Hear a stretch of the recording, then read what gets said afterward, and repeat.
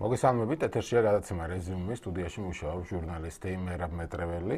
ჩვენ დღეს ვიცაუბრებთ თბილისში შექმნილი საცობების შესახებ, რისი ბრალია, ვინ ვის ადანაშაულებს, ნაციონალურ მოძრაობაში ხელისუფლებას ადანაშაულებს. მოვისმენთ ნაციონალურ მოძრაობის მერობის ყოფილი კანდიდატის ნიკა მელიას მოსაზრებებს ამ თემაზე და გადაცემის მეორე ნაწილში ჩვენი სტუმარი იქნება ასევე საკრებულოს წევრი ალეკო ელისაშვილი.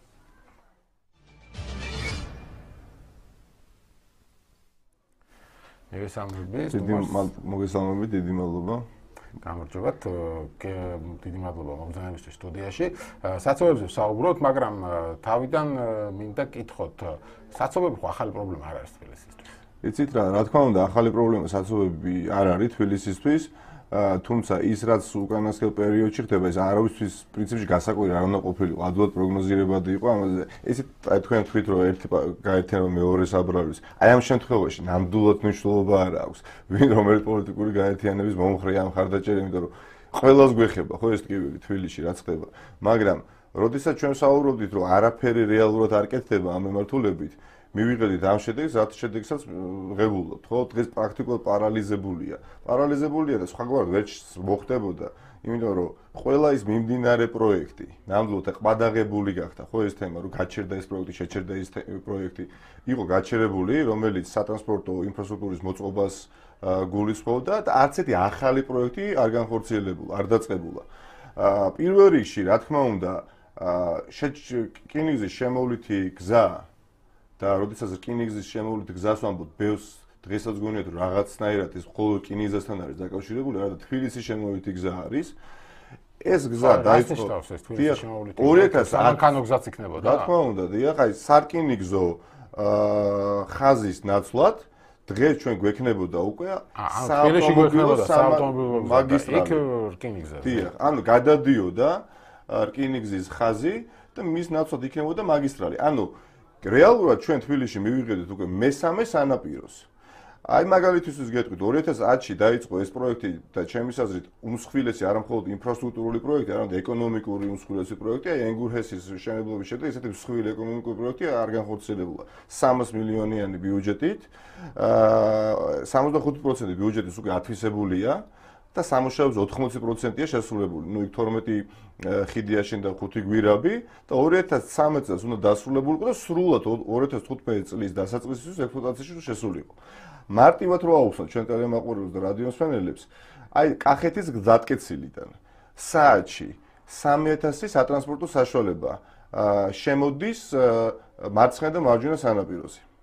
ან ნათლუღისკენ უხვევენ, ან მერე უკვე შავი ზღვის ქუჩისკენ და მერე ხვდებიან ბარათაშვილის ხიდზე და ან მეორე სანაპიროზე, ხო?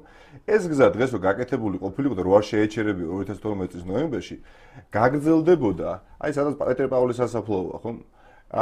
დიდუბისკენ და შეუერთდებოდა პრაქტიკულად მცხეთის მაგისტრალს და გვერდს აუვლიდა როგორც მარცხენა, ასევე მარჯვენა სანაპიროს და აბსოლუტურად ის ყველაზე მწვავე სატრანსპორტო კვანძები, რომელიც დღეს ქალაქში არის და პარალიზებულია, გაიხსნებოდა ეს ტრომბი. დღეს რკინიგზას თბილისში ორად აქვს ხელოვნურად გაყოფილი თბილისი. რეალურად ამ რკინიგზო ხაზს. გასაგებია, მაგრამ თქვენ ხო იცით ამაზე რა არგუმენტების დასახელდა, რომ ეს პროექტი ამცირებს ტვირთგამტარიანობას, იქ აღმართებია, ორი ელმავალია საჭირო, უფრო ნელა გაივლის მატარებელი მთებში უნდა იაროს და მცირდება ტვირთის გამტარიანობა რკინიგზით მცირდება. ძალიან დასანანია ეს ჩემის აზრით. ძალიან ისეთი ფსევდო არგუმენტები მოიყვანა ხელისუფლებამ დასვა ამ პროექტის წინაშე, მე კვლევა მოითხოვეს დამატებითი, მე მივხვდნენ რომ შეუძლებელია ამ პროექტის არ განხორციელება და თქვეს რომ აუცილებლად განხორციელება და ოღონდ კორექტირება შევიტანთ. ხო, დააკონსტრუქცია. დღეს, როდესაც საქართველოს რკინიგზას წერილით მიმართეთ, თუ როდის აპირებენ განხორციელებას ამ პროექტის და დაკორექტირებული პროექტი როდის ექნება, გითხრეს 2015 წლის ნოემბერში. ესე იგი 3 წელი დაჭირდათ ამ პროექტის დაკორექტირებას, ეს ყველაფერს თავი დავანებოთ. ისინი საუბრობენ, რომ საოპერაციო ხარჯი, დიახ, თქვენ მართალი ხართ, იზრდება საქართველოს რკინიგზისთვის და წელიწადში 6,5 მილიონი დაუждდება საქართველოს რკინიგზას.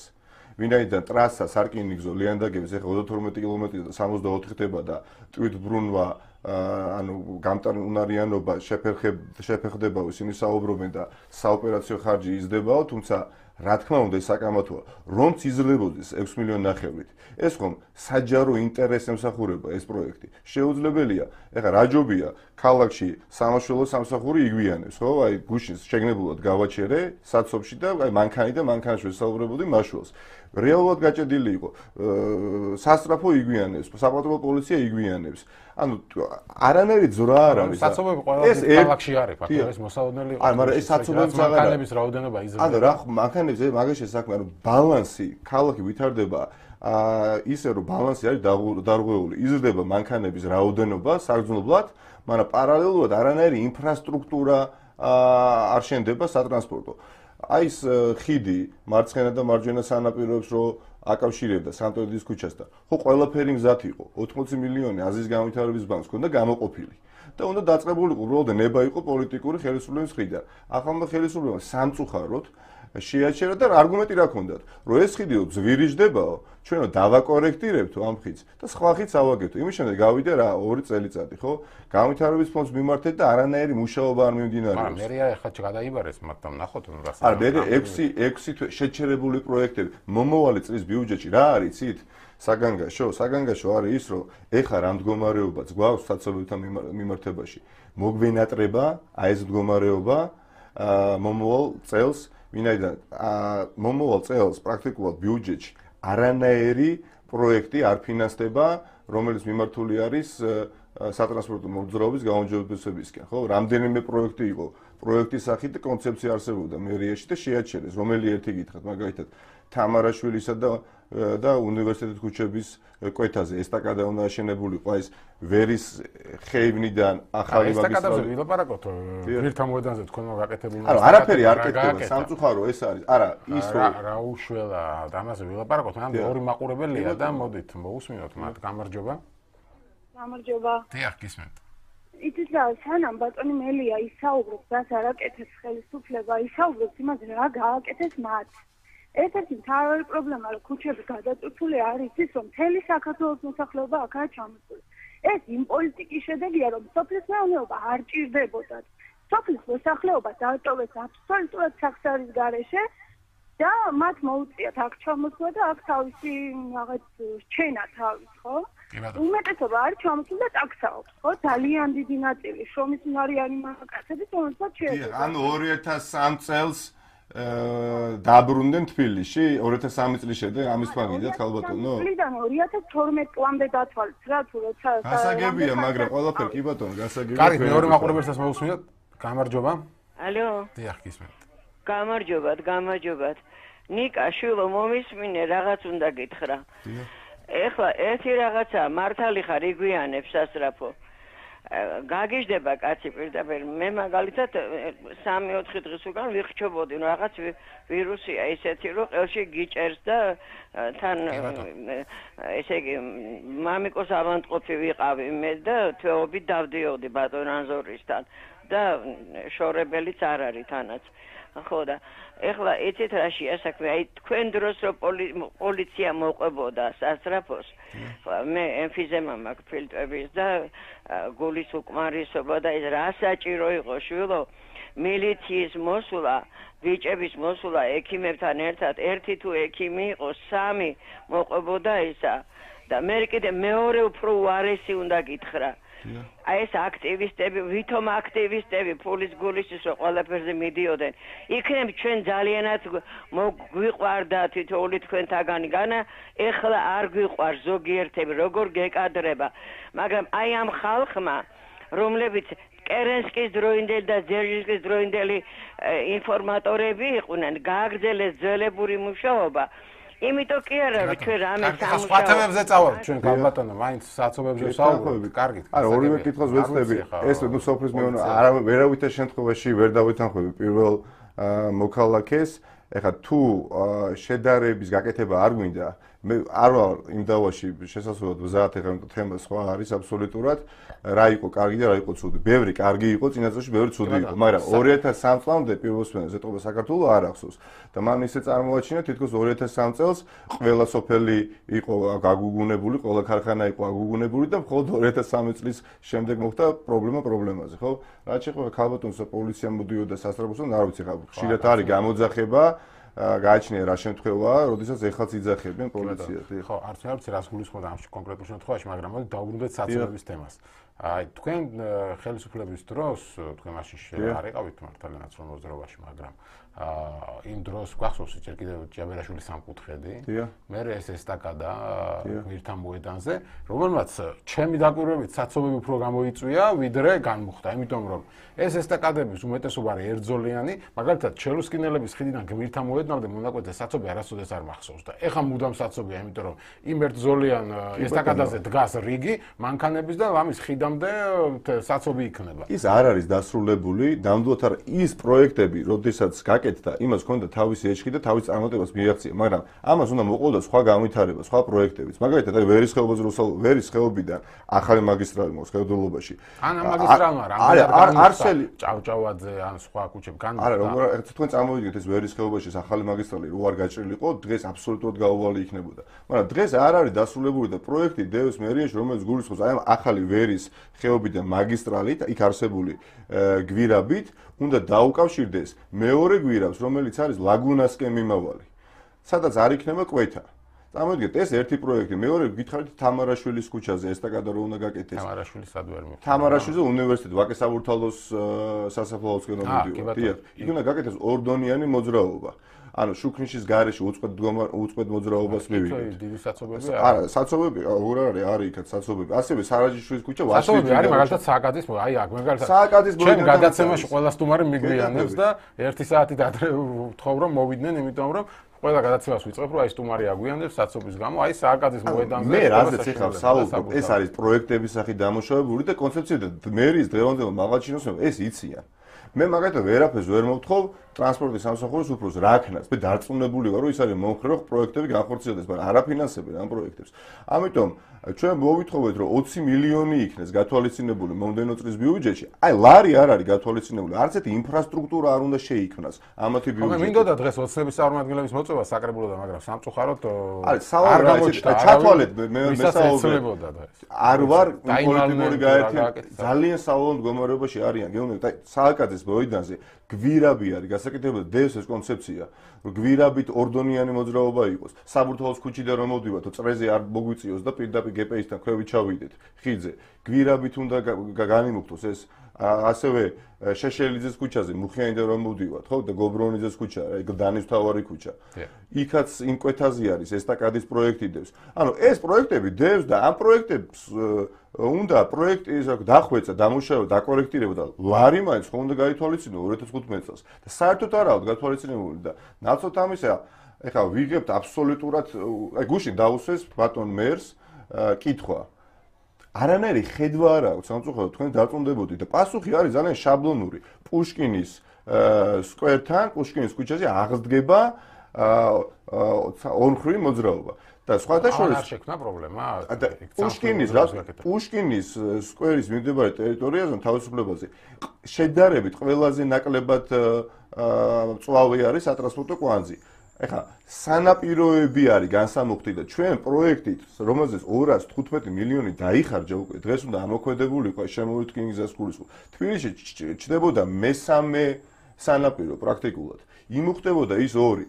ხიდი აშენდებოდა სანტროდის ქუჩასთან, რომელიც დააკავშირებდა ორ სანაპიროს და გრძელვადიან პერსპექტივაში ექსპერტების მიერ გათვლილია, რომ 5 ხიდია მსგავსი საჭირო, რომ მივიღოთ თბილისში ეს ორი სანაპირო ცალმხრივი მოძრაობის სანაპიროდ. ამიტომ დღეს ორმხრივი მოძრაობა 5 სულ მიკვირდა მე რატო არ კეთდება სანაპიროზე ცალმხრივი მოძრაობა. აი სხვათა შორის მე 75 წელს 1975 წელს ეს რაღაცა ნოუ-ჰაუ არ იყო წინა ხელისუფლების შემოვლით თბილისის გზას გულისხმობ. მაშინაც იყო ეს კონცეფცია, უბრალოდ ვერ განხორციელდა მაშინ წინა წლებში სამწუხაროდ. ვერეს ხეობის მაგისტრალის კომუნისტების დროს. ვერ განხორციელდა და ეს უებარია, ამას ალტერნატივა არ აქვს. წარმოიდგინეთ საათში 3000 მანქანა დღეს სატრანსპორტო საშუალებები მანქანა არ არის, სატვირთოც არის, ხო? შემოდის მარცხნიდან და მარჯვენა სანაპიროზე და არ შემოვიდოდა. და ნაცვლად ამისა ჩვენ ახლა, მე არ მინდა რომ ვიყო არაკორექტული, მაგრამ ვიცი, ბევრს ვიცნობ მერიაში, რეალურად ეს პრობლემა მათთვის არის ჩინური.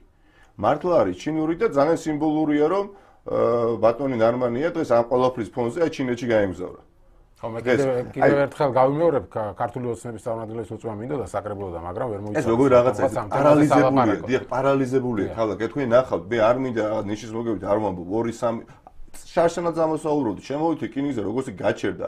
ამათ აპლომბით თქვენ აღარ გავაგრძელებთო, მაგრამ მე მივხვდნენ და გავაგრძელებთ ოღონდ 2015 წლის ნოემბერს უნდა დავალოდოთ, რომ დაპროექტებული, დაკორექტირებული პროექტი წარმოადგინოთ. ამასობაში ქალაქი იქნება გაუვალი.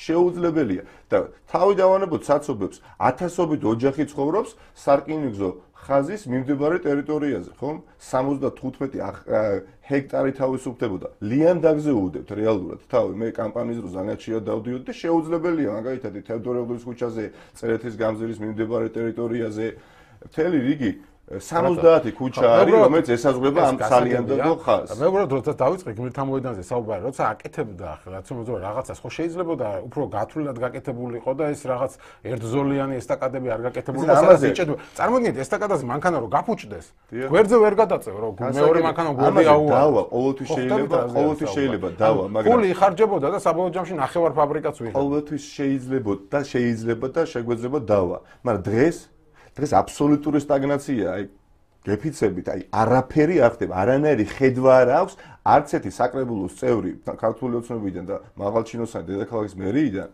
რომც მოვიდეს, ვერ გაგცემთ პასუხს. მე მართლა არ მშურს ტრანსპორტის სამსახურის უფროსის გვარის არ ვიცი, იმიტომ რომ არანაირად დარწმუნებულად დამეთანხმება. იმიტომ რომ როდესაც ეს არის პროექტები, რომელიც ჩამოთვალე და არ ხორციელდება, ნუ ამ კაცმა რა უნდა გააკეთოს. ნება არის პოლიტიკური საჭირო და რაღაცა პანორამა თბილისზე არის საუბარი. ერთ წელიწადში ჩვენ რეალურად ვერ გავივლით.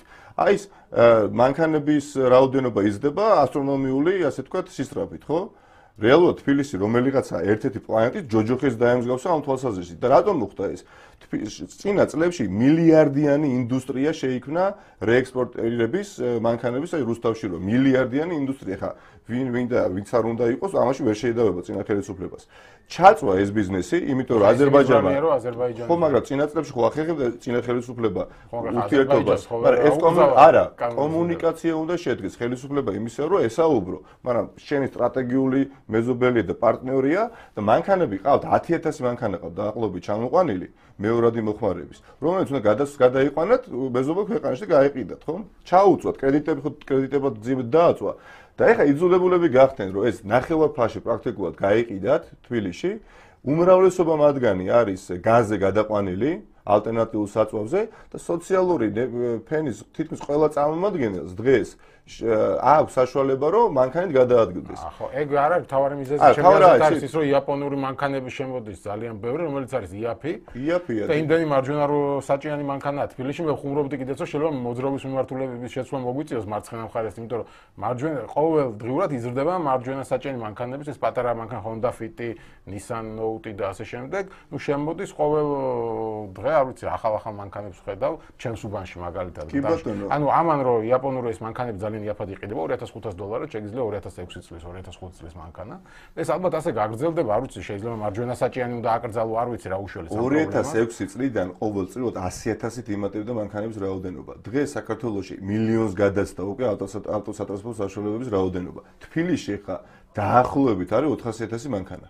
და აცმა არ იცის ახლა რამდენი მანქანა შემოდის რეგიონებიდან, ხო? და შესაბამისი ინფრასტრუქტურა არათანაზომიერად ვითარდება ქალაქი, გაბიგეთ?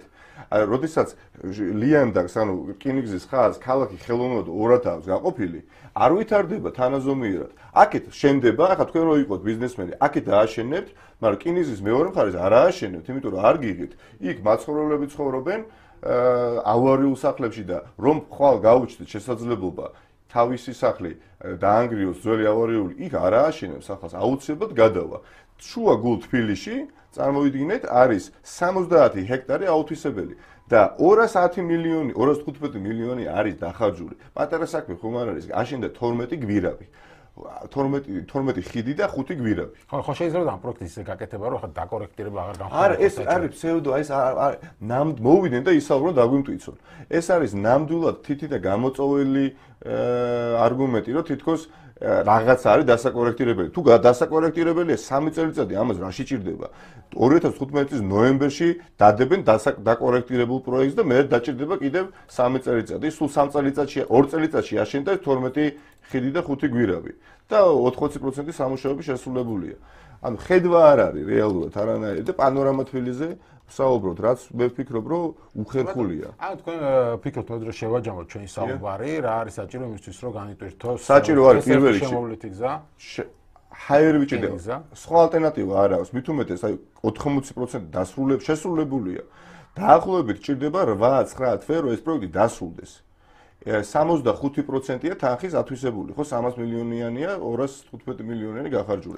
პლუს მომავალი წლის ბიუჯეტში არაფერი არ არის გათვალისწინებული ამ მიმართულებით. არ უნდა ელოდოს მოსახლეობა თბილისის, რომ რაიმე გამოგდეს. ერთი რასაც ამბობენ ის პუშკინის ქუჩაზე ორხრივ მოძრაობის აღება. ჯერ ძალიან ეჭვი მეპარება, ვინაიდან ეს არ არის ის პროექტი, რომელიც იქ განტვირთავს. თუ მაინდა-მაინც განტვირთვა უნდა და თაბორის მთის პროექტი არის მერიაში დევს 15 მილიონი ლარი ჯდება, რომელიც უკავშირდება გორგასლის ქუჩიდან შემოერთებულ სოფლებს. ძალიან ბევრი სლოვაკიდან ჩამოდის თავისუფლების მოედანზე, შესაბამისად ყოფილი ენგელსის ქუჩა, ასათიანის ქუჩა არის გადატვირთული, იმიტომ რომ ყველა ჩამოდის ზედა სოფლები და წავკისი, შინდისი, ოქროყანა თავისუფლების მოედნის და ასათიანის ქუჩის გავლით, ხო? წარმოიდგინეთ, რომ იყოს ობელისკი, სადაცაა ორთაჭალაში, გორგასის ქუჩიდან დღეს გაკეთებული გზა, რომელიც პირდაპირ აგიყვანს შინდისში. იქნება ძალიან 4 კილომეტრიანი გზა არის, 15 მილიონი ლარი ჯდება და ეს პროექტი დევს მერიაში. არავინ არ ძრავს და მარტო ეხა ის ესტაკადის გაკეთება. ეს პროექტია. არა, ეს გავაკეთეთ 2 წლის წინ იყო და გამახსოვს იგივე ვერეს გზაზე ამბობდნენ, რომ ჯერ კიდევ კომუნისტების დროს არის. არის ყველაზე სავალალო არის. ეს გზა თქვენ თვით რომ ჯერ კიდევ კომუნისტების დროს არსებობდა და პროექტი არ არსებობდა, იდეა კონცეფცია არსებობდა. მოსახლეობას ღმერთმა დაიფაროს, რომ ამ ქალაქში ყველანი ვიყოთ ერთ ჭკუაზე. არ გვინდა, ხო, ჩვენ ესეთი ქალაქი და ქვეყანა. ვიღაცას ტაშ უკრავს, ვიღაცას აგინებს, მაგრამ ფაქტი ეს ქალაქი გვაქვს ყველას საერთო.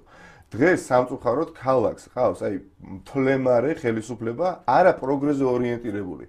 აი, ქვეყანას ყავს ფინანსთა მინისტრი ბატონი ხადური, ნამდვილად ვიცი, წყაროდ სანდოთ, რომ 1 წელიწადია მის შემცვლელს ეძებენ და ეს ბატონმა ხადურმაც იცის, რომ ეს ესეა. შემცვლელს ეძებენ რას ნიშნავს? ნუ ბატონი ხადურის შემცვლელი უნდა იპოვონ ფინანსთა მინისტრის პოსტზე. ეს ხადურმაც ბატონმა იცის, მაგრამ ვერ იპოვეს. ეხლა წარმოიდგინეთ ბატონი ხადურის მოტივაცია, არა, ნუ ბიუჯეტი როდესაც გება. ეს ინფორმაცია. ნუ საიდან ბატონ ხადურსაც კითხეთ და იგიც დაგიდასტურებთ, თუ ეთერში ვერა, მაგრამ ალბათ კულუარულად დაგიდასტურებთ. ესე არის ნამდვილად. დღეს მოახერხა ხელისუფლებამ, რომ 2 წლის თავზე არაპოპულარულები გახდნენ რეალურად, იმიტომ რომ მინისტრის პორტფელებს თავაზობენ, არ ვიცი დამეთანხმებით თუ არა და რეალურად უარს ეუბნებიან. იმიტომ რომ მართლა არაკომპეტენტური ხელისუფლება ყველა, ეხლა რამდენი დეპარტამენტის უფროსი, სამმართველოს უფროსი უნდა ყავდეს სანათესაოში თამაზაშვილებს და ღარიბაშვილებს. აი მითხარით, რამდენი სამმართველოს და დეპარტამენტის უფროსი შეიძლება. ხო, აგერ საინტერესო ინტერნეტით ხალხს ესეთი ორიგინალური იდეები უჩნდება, მაგალითად მოგწერა მაყურებელმა, ყველაზე კარგი პროექტი იქნება თუ ტკრის კალაპოჭის სანაპიროს გასულ გაკეთება მონორელსზე მოძრავი ვაგონები, არ ვიცი ასეთი არსებობს თუ არა, აშშ-ის საელჩოდან ორთაჭალ-ხესამდე და ორთაჭალ-ხესიდან რუსთავამდე ძვირადღირებულია, მაგრამ ეკოლოგიურად ცუდა და განტვირთავს ცენტრალურ ქუჩებს, ავტობუსებში და მიკროავტობუსებში, არ ვიცი ესეთი რამ არსებობს თუ არა. იცით, ცენტრალური უბრინდა თბილისის ცენტრში ჩვენ გვაქვს სარკინიგზო ხაზი, რკინიგზა. ეს მე გადავიდეს. იგივე განიცადა პარიზმაც, ტოკიომაც და ყველა განვითარებულმა ქალაქმა.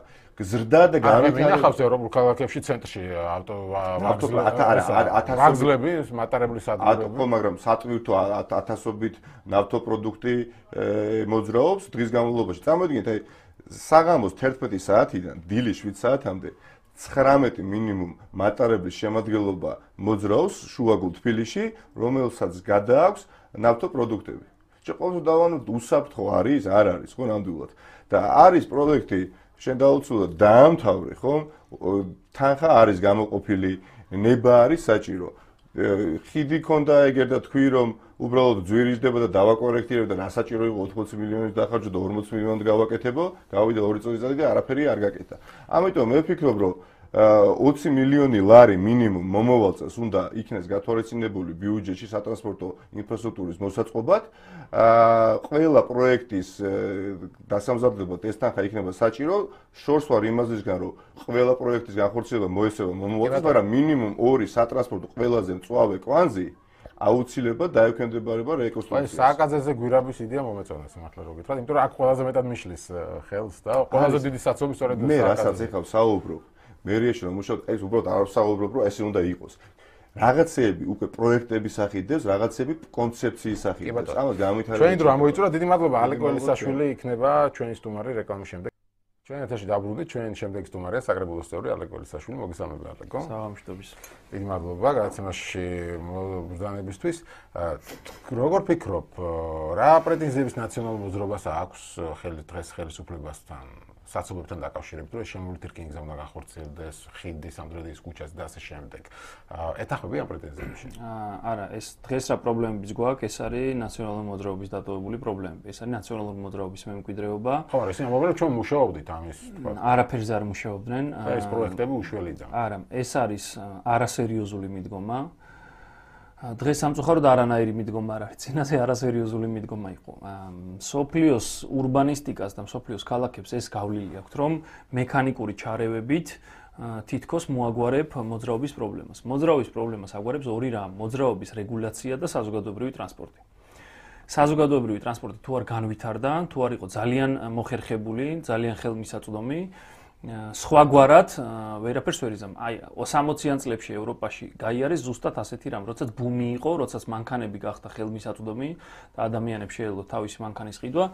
ამსტერდამში მაგალითად ისეთ მარაზმამდე მივიდნენ, რომ არხების ამოშრობა უნდათ, რომ გზები გაეყვანათ და გზა რაც არ უნდა აფართო ის აუცილებლად გადაიტვირთება.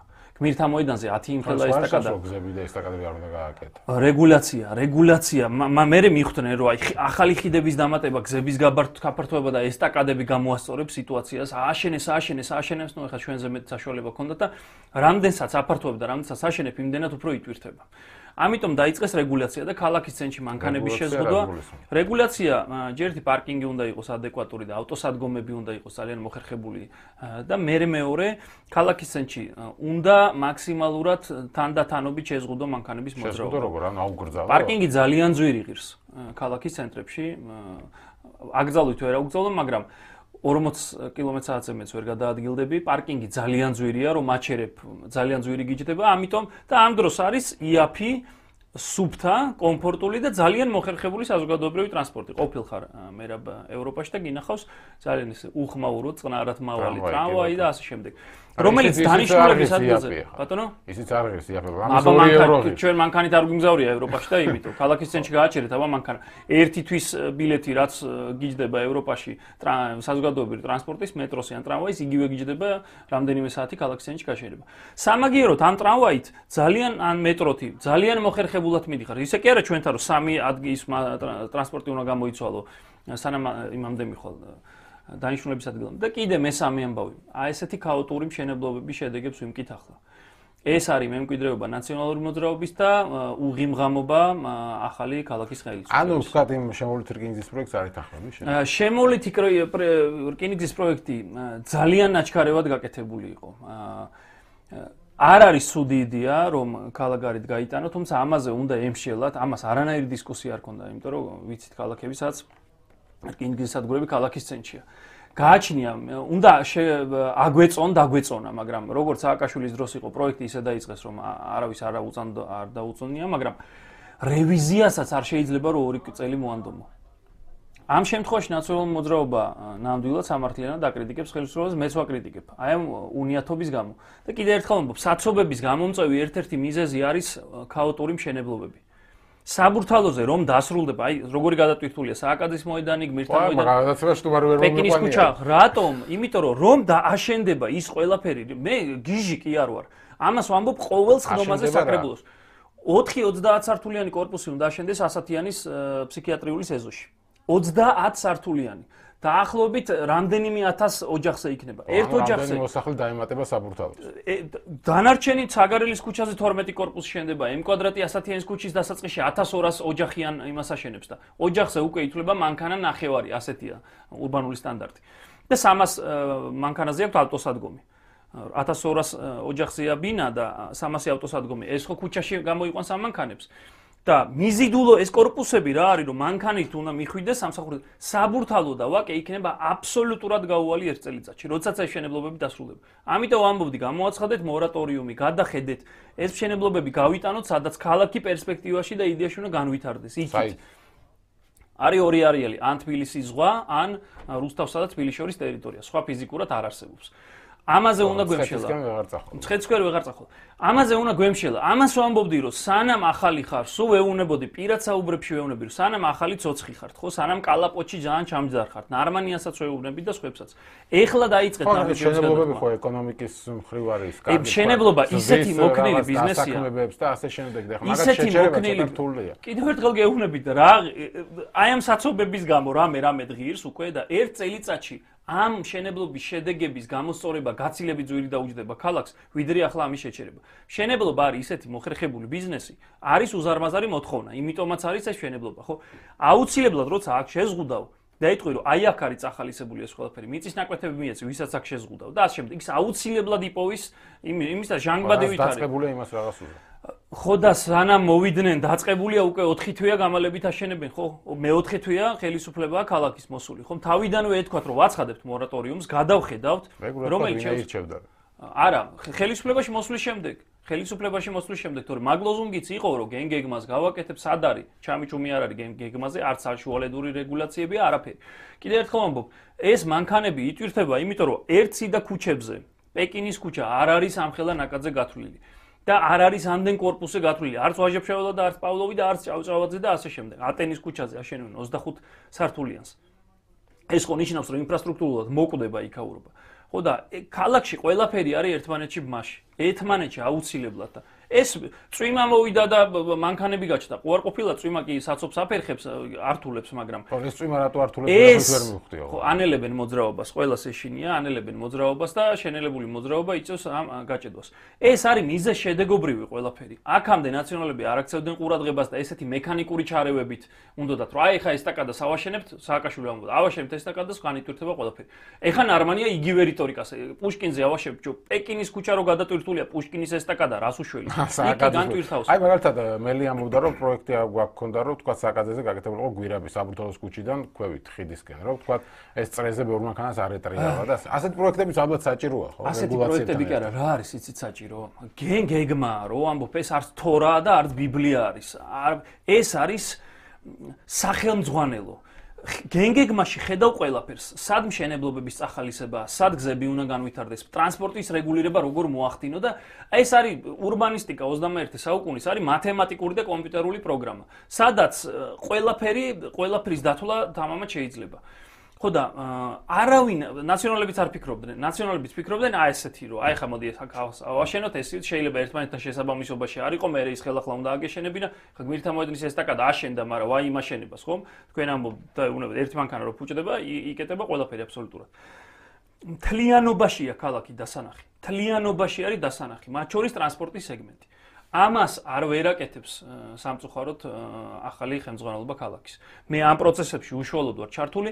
ტრანსპორტის სამსახურის უფროსი ერთადერთხელ ყავს ნანახი, ისე დავამტკიცეთ რომ ფარტყაფურთხით რომ მისთვის კითხვა ვერ დავს არ დაგვისვია.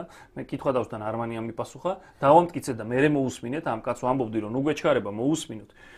და მე ჩემი ცუდი მოლოდინი გამართა რომ ეს კაცი არის ძალიან წესიერი კაცი, გულანთებული, მაგრამ მისი კომპეტენცია ვერაფრით ვერ ყოფნის ამ თანამდებობას ტრანსპორტის სამსახურის ხელმძღვანელოს გულისხმობ.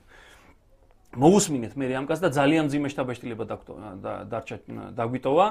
ოცნების დეპუტატებიც კი ხმამაღლა გამოთქვამდნენ უკმაყოფილებას. ვეუბნებოდით რომ თუ გაქვთ ხედვა როგორ უნდა განვითარდეს ქალაქში ტრანსპორტი, მათ შორის საზოგადოებრივი ტრანსპორტი. და ასეთი დაპირება იყო სექტემბრის დასაწყისში ერთადერთხელ მოვიდა ეს ადამიანი და გითხრა რომ სექტემბრის ბოლოს მე თქვენ დაგიდებთ კვლევას. ახლა არის ნოემბრის ბოლო. ეს კვლევა არ დადებულა. რამდენიმე დღის წინ ურბანული კომისიის ხდომაზე თქვი და საკრებულოს ხდომას, რომ გვაჩვენონ როგორ უნდა განვითარდეს ეს ყველაფერი. ხო არ შეიძლება ეს რაღაცა ადამიანის ნერვებზე გადადიოდეს ეს ყველაფერი. კიდევ ერთხელ ვამბობ, ეს საცობი რომც ასე განძაფრდებოდა